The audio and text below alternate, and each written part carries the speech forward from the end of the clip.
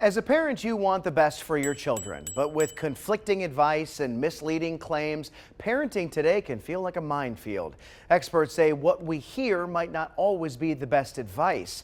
We're separating myth from reality because when it comes to your child's safety, guessing isn't good enough.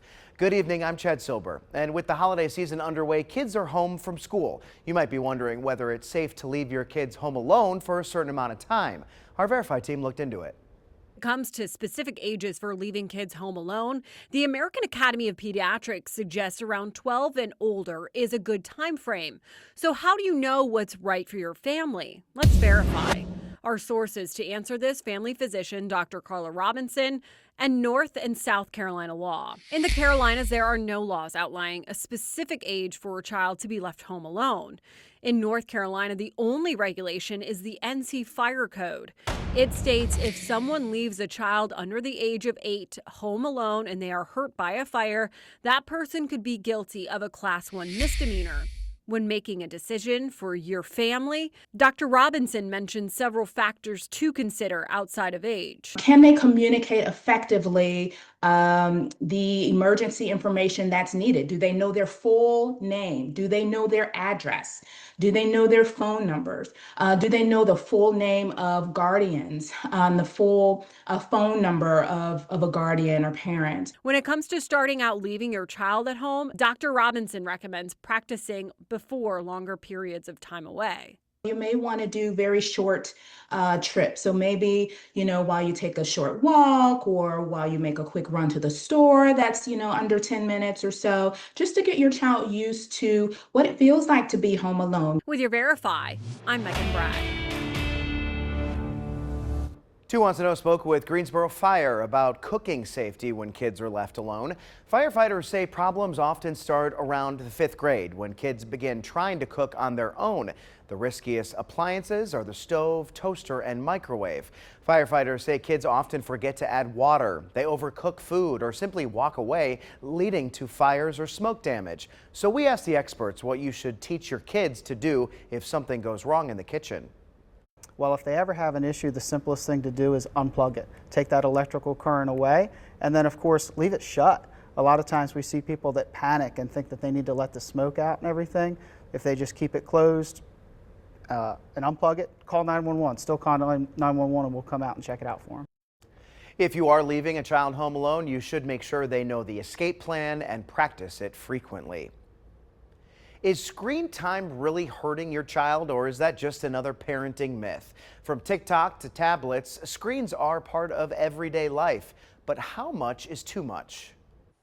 Well, kids are looking at screens more and more, according to the American Academy of Child, Adolescence and Psychiatry. Children ages 8 to 12 in the U.S. spend about 4 to 6 hours a day watching or using screens, and teens, it's even worse. They're spending up to 9 hours a day on screens. So how much time should they really be spending on these devices? Let's verify. Our source is Dr. Arma Zuro, pediatrician with Novant Health, Dr. Marie Trace, behavioral pediatrician for the Cleveland Clinic, a study published in JAMA Pediatrics, and the American Academy of Pediatrics. Sometimes it may seem easier to hand your kids devices to get a little peace and quiet. I have this conversation several times a day. We certainly understand that technology is here to stay. And so it's very important to discuss it with your child's pediatrician. Dr. Zuro knows there is no way to really escape the screen, but says for children 5 and under, it's important to think about how much time they are spending looking at it. Screen time can certainly affect development in children, especially if we started as early as 1 year old. And it really depends on what kind of quality screen time that is and how much they're using it. This study of more than 57,000 kids found too much screen time for a child at age 1 could lead to developmental delays, specifically when it comes to communication and problem solving at the age of 2 and 4. I'm looking at a screen. There's not a lot that's being asked of me, right? Versus navigating my environment, playing with my toys, being outside. So what's the sweet spot? According to the American Academy of Pediatrics and the CDC, kids younger than 18 months should have no screen time except video chatting with family and friends. 18 to 24 months should only view educational videos with parental engagement. Age 2 to 5, no more than 1 hour a day, and age 5 and older, no more than 2 hours a day. With preteens and teenagers, there is no one-size-fits-all. It varies by their mental health, social skills, physical activity, and healthy habits. Experts say excessive screen time can also lead to poor sleep quality and duration, especially in preschool children. Researchers say all that screen time leaves young children's brains in an excited state, robbing them of much needed shut-eye. It also affects hyperactivity and mood. Experts are sounding the alarm on buying counterfeit car seats online, like places like the TikTok shop. It's crucial you know how to find the right one. Our sources to answer this, the Gastonia Police Department and Juliana O'Rourke with the Charlotte Better Business Bureau. Gastonia PD recently posted on Facebook warning parents about counterfeit car seats you may find online. They often have a lower price and seem like a good deal, but authorities say the car seat may not meet safety standards. What are some red flags to look out for? The BBB says to check if where you're buying is a lookalike website and not the actual company. The things that you're going to want to look for on any type of website where you're making a purchase is, are there spelling and grammatical errors? Does the content on the website make sense? What does that URL look like? Is it secure? Does it have HTTPS? Gastonia PD recommends checking for proper labels and being cautious of brands you've never heard of. You can also reverse Google image search these days. And so if you see there's a lot of images on a website, you can always throw those in there to see where else that they are appearing. And it's not just counterfeit car seats out there. There are also expired car seats that could put your child at risk. According to a group called Safe Kids Worldwide, 3 out of every 4 car seats are used incorrectly. Well, that includes using expired car seats. Many people unknowingly buy them at garage sales or they're handed down from family or friends. You might be wondering, why do car seats need expiration dates? Well, manufacturers use them because the plastic they're made of can break down over time. If you want to check your car seat's expiration date, you can find the manufacturer date on the bottom. Experts urge you to stop using it after that date. While there are laws about car seats, some parents are concerned about the lack of seat belts on buses. But are they required here? Let's verify. In our state, large buses are not required to have seat belts. Experts say school buses are among the safest vehicles on the road because of a passenger safety system called compartmentalization. It's the padding on bus seats designed to protect students in a crash. The National Highway Traffic Safety Administration says it's not safe to add belts to old buses, so districts would have to buy new ones, and that could cost tens of thousands of dollars. Most moms would agree they have a mother's intuition when it comes to something wrong with their child. Our Verify team looked into whether that's really a thing. To get answers, we went to Dr. Susan Elbers, a psychologist at the Cleveland Clinic, and a study published in Nature Neuroscience. There are several studies showing the intense bond between mothers and children that can create this type of intuition. Dr. Elbers says this is a very real phenomenon. It is described as a gut level awareness of what is happening with your child, whether it is what they need, what they are feeling, or if they are in danger, based on no information or explanation. A few factors play into a mother's intuition, including neurobiology and learned history. Dr. Elber says when a mother spends time with her child, oxytocin is released, which bonds them. Some studies show mother and child's neural networks influence each other starting during pregnancy. A study published in Nature Neuroscience reveals during pregnancy, women undergo significant brain remodeling that persists for at least 2 years, which helps create the intuitiveness. So we can verify that, yes, a mother's intuition is real. Lots of kids are turning to artificial intelligence for homework help and answers, among other things. We'll take a closer look at parental controls you can set up to manage what they can and cannot look up next.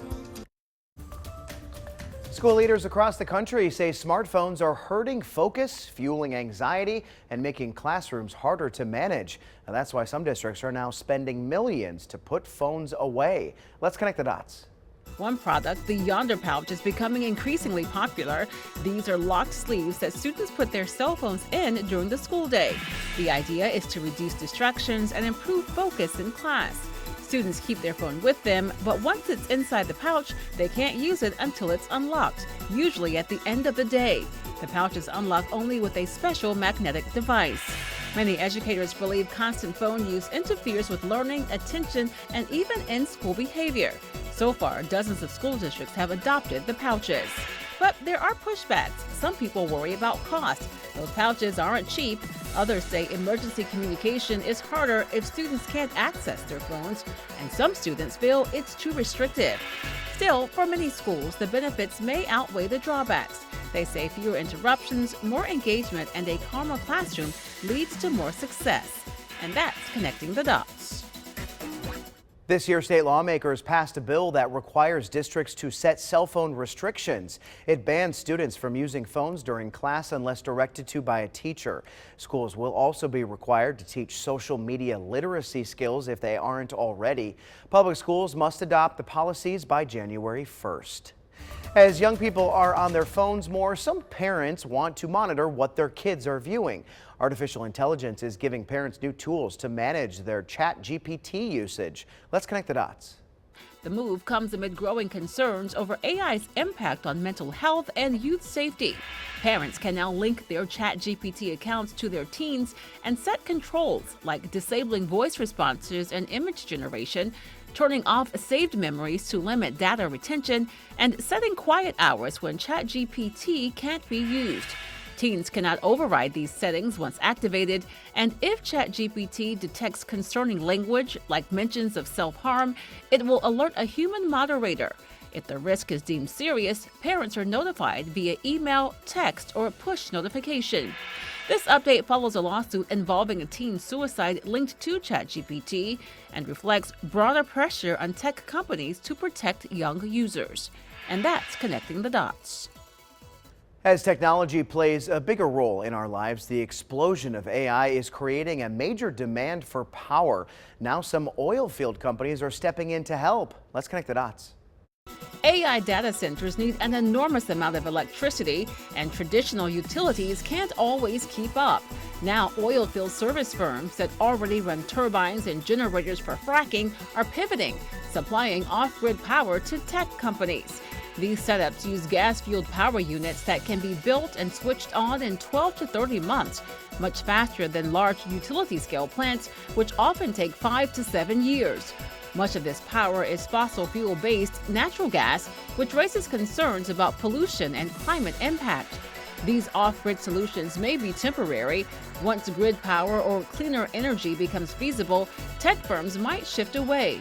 For now, it is providing new business for companies supplying the power and faster, more reliable speeds for AI firms, a shift that could reshape both the energy and tech sectors for years to come. And that's connecting the dots. If you think you can't be a victim of identity theft, you are sorely mistaken. It could already be happening without you knowing it. How to protect your identity before someone else uses it. Next.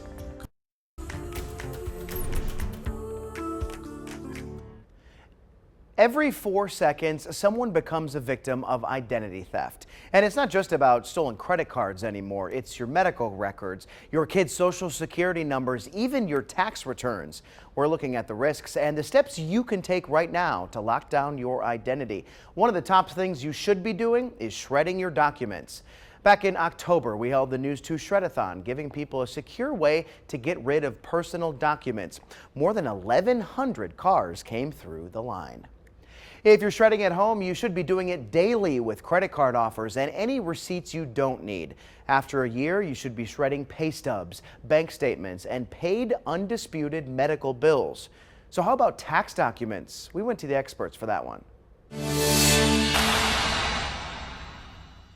On the IRS website, the recommendation is, in general, taxpayers should keep records for 3 years from the date they filed the return. So 3 years. All right. Now, when we talk about the records the IRS lists, tax return, tax-related records like a W-2, 1099, any notices from the IRS, property, business expenses, and health insurance coverage records. The only thing I do suggest keeping is a copy of your W-2s.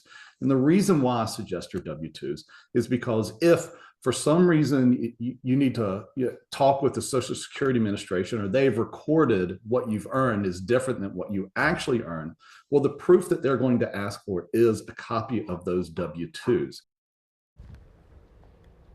On the IRS website, the recommendation in general, it might seem obvious, but among the things you should never shred: birth certificates, marriage or divorce decrees, Social Security cards, or tax returns. Shredding is a great way to combat old school identity theft, which still happens. But we can't talk about identity theft without talking about your passwords. Most people have more than 100 passwords these days.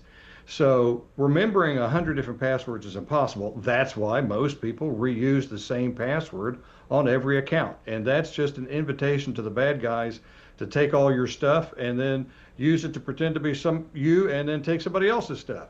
So it is really important that you use a password manager if you're going to still use passwords. Experts say we all should be using password managers and a Face ID to get into any account. Here's more of a reason to shred your documents. Every year, nearly 290,000 North Carolinians become victims of identity theft. It's not just frustrating, it's expensive and time-consuming. We're talking around $800 out of pocket to resolve issues and nearly 175 hours spent trying to fix the damage done. Identity theft isn't a matter of if, but when. There are data breaches every day. One of the easiest ways to protect your identity is to freeze your credit. You can still use all of your credit cards, but the bad guys can't. Experian, Equifax, and TransUnion are credit bureaus. This graphic from NerdWallet explains it this way. Information about a person's credit history, like their credit card use, applications for loans, debt collections, they're collected by the bureaus. This information is then used to create a credit report and a credit score, which is used for getting a loan, renting an apartment, even sometimes getting employment. You want to protect your credit. If you put a freeze on it, it means that no one can open up a credit card or take out a loan in your name, which is great. Here's the best part. Even with a freeze, you can still use your credit card and your debit cards. A freeze is absolutely free. You're going to want to put a freeze on your credit with all three credit bureaus: Experian, Equifax, TransUnion. They're three separate businesses, so you have to do it for each one. And you should also be freezing your child's credit. Believe it or not, their information is even more valuable than yours. According to the Federal Trade Commission, about 2% of the U.S. identity theft reports in 2025 so far have involved children under the age of 19. Just like adults, kids are caught in data breaches that compromise Social Security numbers or medical information. There's no morality here that they're not going to do that to kids. Kids are just as much of a target, if not more so. One of the reasons that children's identities are so appealing to the bad actors is because kids don't engage in the world the same way adults do. And what she means by that is kids aren't using debit cards daily or credit cards. They're not paying a reoccurring bill every month. They don't get mail about payment dates. So a scammer can steal a child's identity, and the child and the parent usually don't find out until the child is applying for a school loan. And by then, it is a mess. So here's what you can do now. First, you can check to see if there is a credit report in your child's name. If there is, you'll need to report any fraud. If not, the Federal Trade Commission suggests freezing a child's credit to make it harder for someone to open up new accounts in their name. This is for kids 16 and younger. You can start the process online, but you'll need to mail in several documents. It does take a little bit of legwork. You not only have to provide the documents in a different way, you also have to demonstrate that you have the legal authority to make decisions on behalf of this child. And all of this comes down to being proactive, not reactive. You don't want to be scrambling for this information when someone hacks your Facebook account or opens a credit card in your name. Thanks so much for joining us. Have a great night.